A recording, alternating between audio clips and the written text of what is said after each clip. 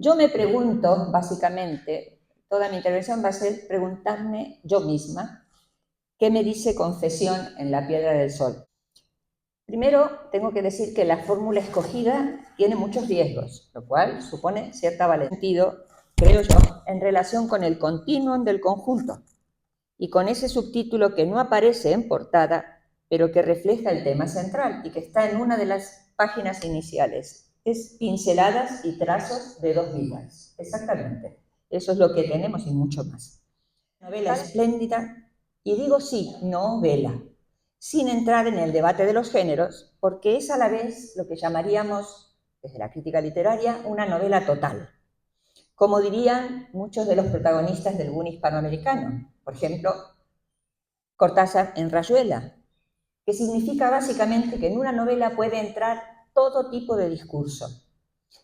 Y aquí tenemos de todo. Tenemos memoria histórica, tenemos retrato de una época, tenemos autoficción, tenemos formas autobiográficas y, por supuesto, en este alambique, porque la novela pasa a ser como una especie de alambique que destila un montón de acontecimientos, de historias y de heridas abiertas, de procesos internos de los personajes, dolores antiguos, ilusiones, emociones, sentimientos. Es como una gran red en donde se combinan palabras, sentimientos y silencios. El silencio es un factor fundamental dentro de la narración. El silencio marca la evolución de la trama en muchos sentidos.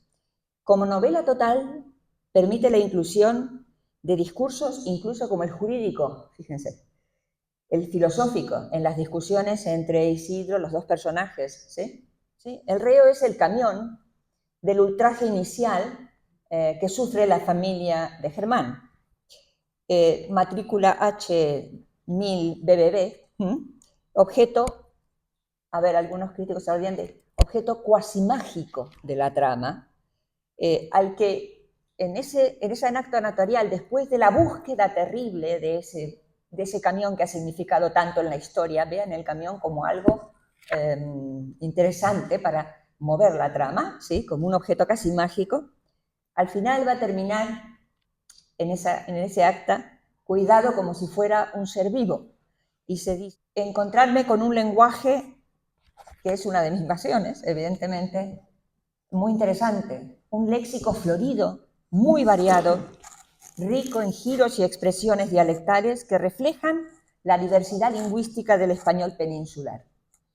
En cada uno de los contextos geográficos por los que discurre la trama, el lenguaje de los personajes muestra las variaciones del registro, de la cultura, además de la dialectal correspondiente a su realidad social. Hay mundos sociales distintos que merecería un estudio aparte dentro de la novela, ¿sí? Hay muchos españolismos. Bueno, mi percepción como estudiante del léxico, pues durante muchos años, y además como vengo de una cultura distinta, y algunas de las funciones que diría Vladimir Prop impulsan el desarrollo de la trama y de la narración.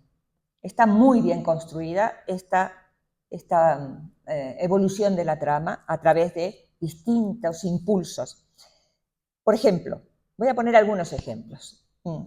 Una primera es la tragedia marcada por la injusticia inicial del robo del camión y de la traición, la fechoría inicial de Matías el Pinujo.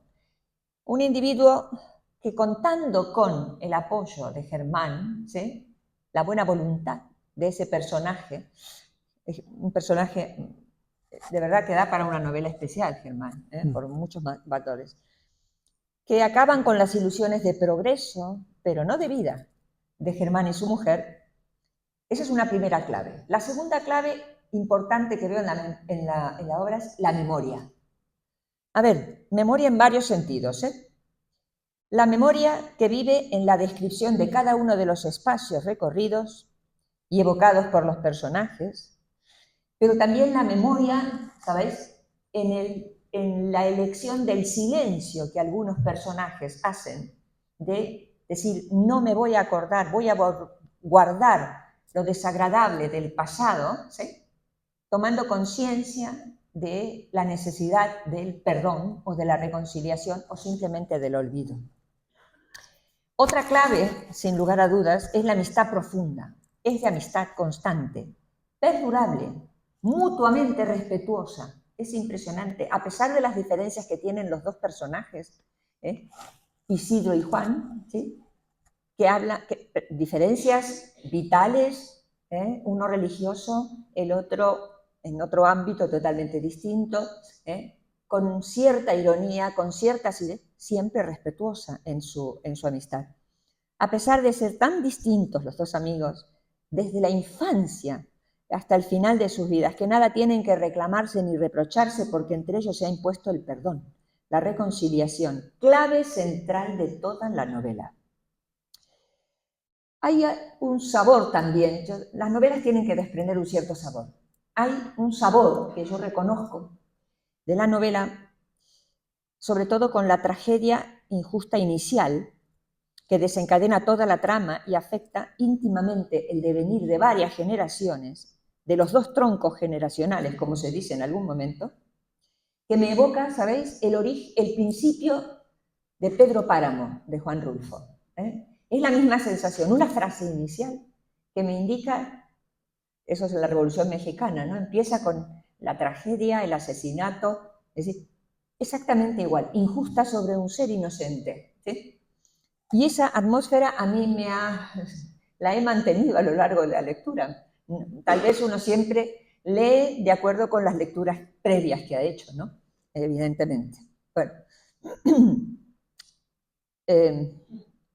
También en la novela de Rulfo hay otro aspecto que refuerza esta percepción. También hay muchos narradores hispanoamericanos que lo mantienen. Es la idea del muerto, Germán, mejor dicho, su muerte, que es lo que mueve los hilos de la narración y de las relaciones de los personajes a lo largo del texto, ¿sí? Si Germán no hubiese muerto, la novela no existiría como tal. La trama está ahí. Cuando Uslar Pietri, publicó por primera vez Las Lanzas Coloradas, que es donde aparece por primera vez la expresión realismo mágico de América, real maravilloso, y es algo de lo que habíamos hablado con Antonio, así que hay algo de realismo mágico, sí que hay mucho de realismo mágico en la novela, pero es un realismo mágico hispano, ¿sí? Hispano.